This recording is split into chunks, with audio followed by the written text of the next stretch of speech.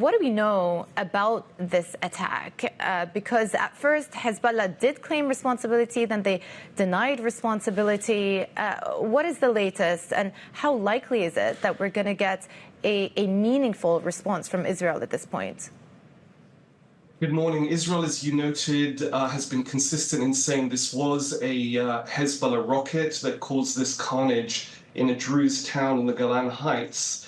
Now, Hezbollah has some reason to try to backtrack from this, to try to shift attention and blame away from itself, as I don't think anyone thinks its intention was necessarily to cause civilian casualties, certainly not in a Druze town, given the various and complex cultural, ethnic, political backgrounds of the Golan Heights. It appears that this rocket was aimed at a nearby Israeli army base and may have fallen wide.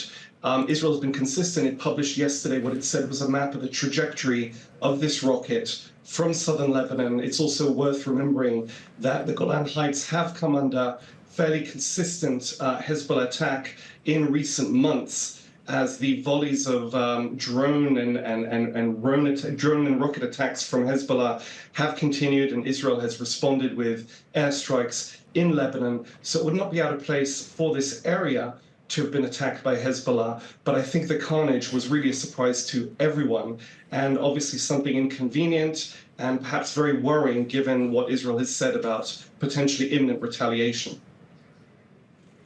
Yeah, and so far, we've talked about the daily exchange of crossfire. So far, it's been limited to military targets and not civilians. So from that perspective, it does mark an escalation. Paul, let me just put the next question to you, because at the same time as this was going on, we also got wind of ongoing ceasefire discussions that were taking place in Rome over the weekend as well. So what's the latest on that? So they did resume yesterday. David Barnea, the head of the Mossad, Israel's external intelligence agency, went to Rome, and he spoke to envoys from Qatar and some of the other mediators. He went back to Israel very quickly, so he's already left. It's a bit unclear just when those talks will restart or where they will. Prime Minister Benjamin Netanyahu has signaled that we are closer to a ceasefire deal that would see the release of hostages held by Hamas in Gaza, and also the release of Palestinian prisoners. However, Israel keeps insisting that there's still a way to go. And one of the things that Israeli politicians have been coming out and saying in the last week or two is that the pressure they're putting on Hamas militarily in Gaza is putting the group, moving the group more and more likely towards accepting a ceasefire deal. So there is some sense in Israel that they need to continue putting heavy military pressure on Hamas for this deal to be agreed. Yeah, is it likely that Netanyahu's trip to the U.S. is going to influence at all, especially because on Friday we were talking about the fact that Kamala Harris has talked about the need for a ceasefire deal and an eventual two-state solution. So that was pretty remarkable coming from her. It was. There were strong words from her, and even if the substance didn't change much from what Joe Biden's been saying for the last few months, I think the style was different. It was a hardening in tone from her. She said she wanted the war to end, which is slightly different from saying she wants a ceasefire deal. So I think that's something Israel will have noted. However, Israel has faced a lot of U.S. pressure in the last few months to get a deal done, and we're not there yet. Hamas and Israel simply haven't been able to come to an agreement. Dan, let me just come back to you on what a ceasefire deal could mean for Israel's calculus on the northern border. Assuming a ceasefire deal does get passed, would that mean that tensions everywhere else across all of these different fronts, whether we're talking about the tit for tat with the Houthis or what's happening with Hezbollah in the northern border, will all of those situations start to calm down as well should the ceasefire deal get passed?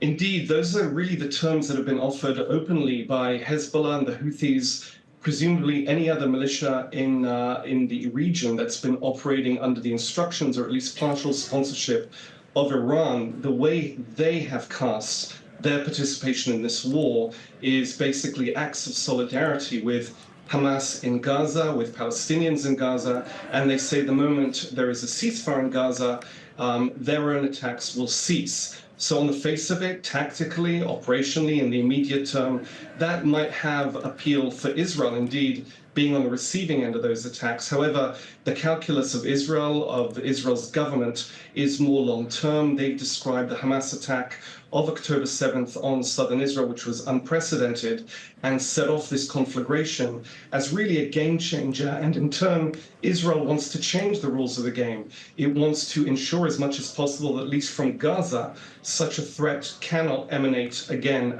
against Israel. And that means pressing the campaign until the destruction of Hamas, or at least the conclusive dismantling of its ruling and military capabilities. So there are a few clashing vectors here. And I imagine Netanyahu, and I imagine actually the fact we have yet to see a significant Israeli retaliation in Lebanon for Saturday's carnage on the Golan Heights, may mean that he is factoring in the Gaza truce talks, trying to see the prospects for success there, trying to time both together, perhaps with a view to keeping the escalation threshold in Lebanon in check, ensuring it doesn't spill over into all-out war, but nonetheless meets Israel's requirement for what it would deem appropriate retaliation.